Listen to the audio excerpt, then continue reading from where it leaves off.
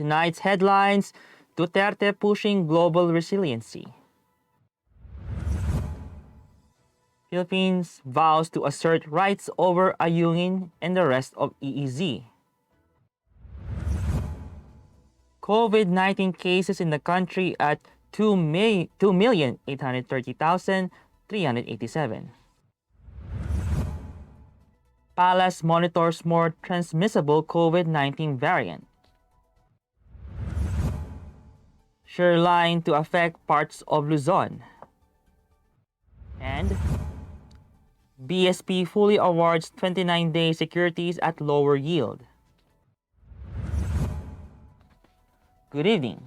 Today is Friday, November 26, 2021. I'm Miguel Palatagonan and this is Tribune News on Q. Here are the stories for this evening. President Rodrigo Duterte is expected to share with his counterparts in Asia and Europe his views on resiliency and other global issues during a virtual summit this week. The Office of the President has confirmed Duterte's attendance at the 13th Asia-Europe Meeting Summit on Thursday and Friday, which serves as an avenue for Asian and European nations to discuss multilateralism, growth, and sustainable development. ASEM, an informal dialogue process of 53 partners from Europe, Asia, the European Union, and the ASEAN Secretariat, is aimed to strengthen cooperation between Asia and Europe through mutual respect and equal partnership. During the two-day meeting via video conference, the ASEM leaders will also discuss the summit's role in ensuring global peace and stability, strengthening rule-based trading systems, and promoting inclusive and sustainable growth and connectivity amid the COVID-19 pandemic. Issues on women, peace and security, and climate change may also be discussed during the summit. The Philippines will fully exercise its sovereign rights over the West Philippine Sea despite China's demand to pull out one of the state's military outposts in the area, Malacañang vowed on Friday. Cabinet Secretary Carlo Nograles reiterated in a televised briefing that the government won't heed Beijing's call to remove BRP Sierra Madre, a dilapidated vessel which has been used by the Philippine Marine contingent as shelter on the Ayungin Shoal for over 2 decades. Under the UNCLOS, where China is a signatory like the Philippines, a country's EEZ shall not extend beyond 200 nautical miles from the baselines from which the breadth of the territorial sea is measured. The Hague-based Permanent Court of Arbitration upheld this in a July 2016 decision and ruled that the Ayungin Shoal is within the Philippine EEZ, along with the Spratly Islands, Panganiban Reef, and Recto Bank. The court also junked China's sweeping claims in the resource-rich waterway based on its 9-line doctrine. Nograles was responding to the queries about whether Manila will heed Beijing's call to pull out its Navy ship BRP Sierra Madre on Ayungin Shoal.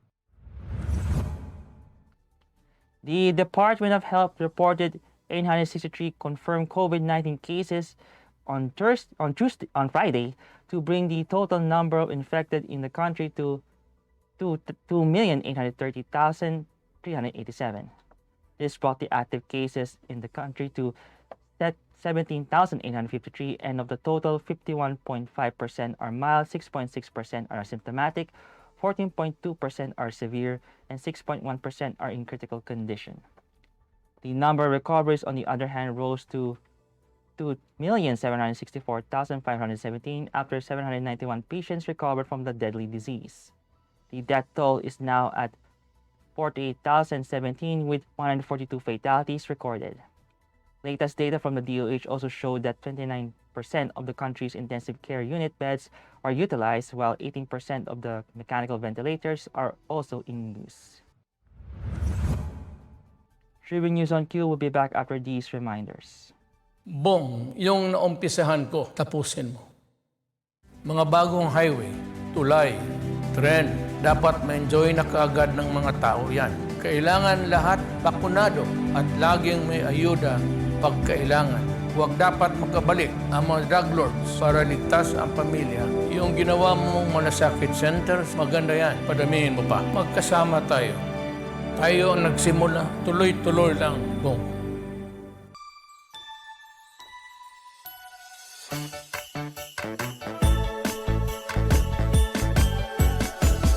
Chris Masaya, pagsama-sama.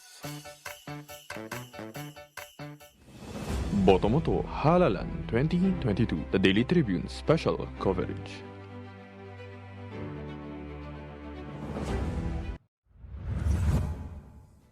In other news, Malacanang on Friday said that it is closely monitoring developments on the reported new COVID-19 variant from South Africa that is believed to be more transmissible.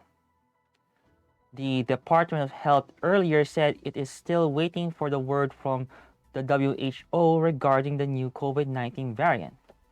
The B11529 variant was found to have at least 10 mutations compared to 2 for Delta or 3 for Beta and is being blamed for a surge of infections in South Africa.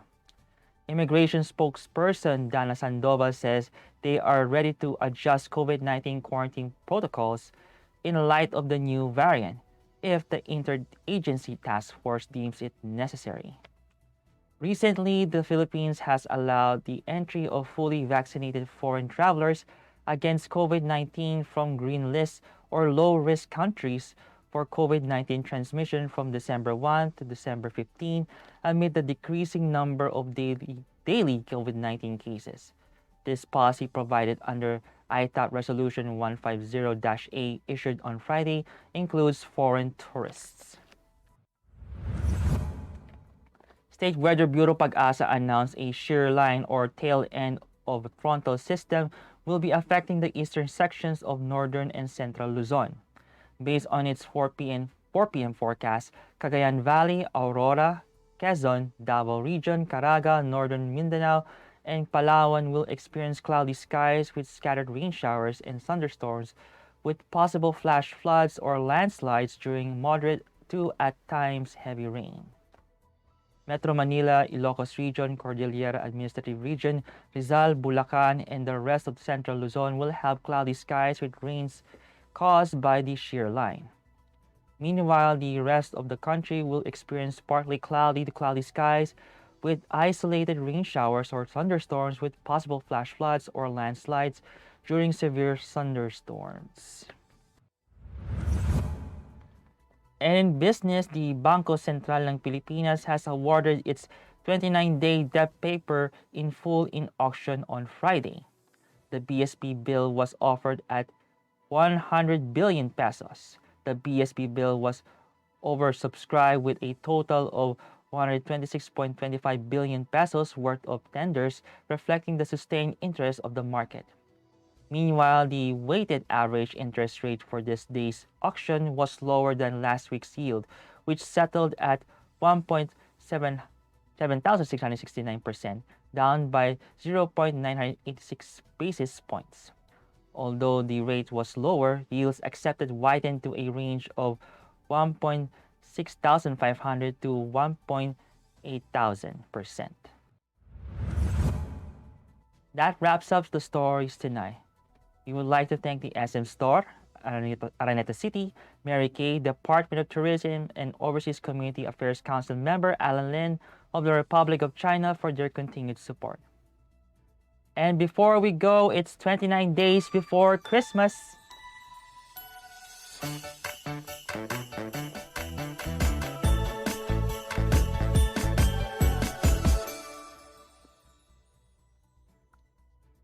Again, this is Miguel Patogonon, and you're watching Tribune News on Q.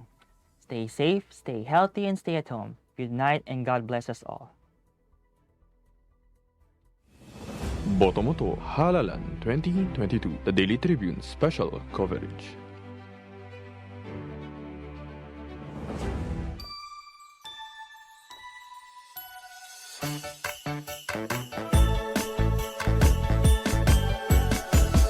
Chris Masaya, pagsama-sama. Ang Daily Tribune, may digital shows na din. Dahil sa mas lumalaki at mas lumalakas nating tribu, handog sa inyo ng Daily Tribune ang mga programang magbibigay buhay araw-araw. Be informed at mag-good vibes tuwing umaga sa programang Gising Na. Be updated sa news and happenings sa Tribune News on Cue. Mas kilalanin pa natin ang mga paborito nyong atleta sa programang The Athletes Tribune. Alamin ang latest entertainment sa programang What's Up. Ma-inspire sa mga kwentong hatid ng Perfect. Search lang ang Daily Tribune sa inyong Facebook at Tribune Now on YouTube. See you there mga katribu!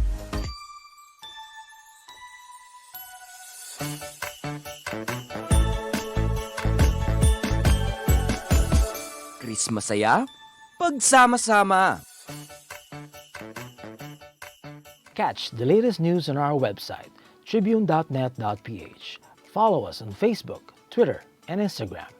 Subscribe to our YouTube channel, Tribune Now. Download the Daily Tribune app on Apple Store for iOS and Google Play for Android to get the latest and most comprehensive news online.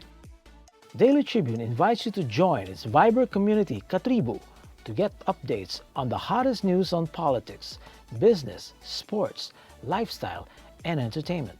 Emoticons of the Tribune mascot Tercito are available on our community Viber.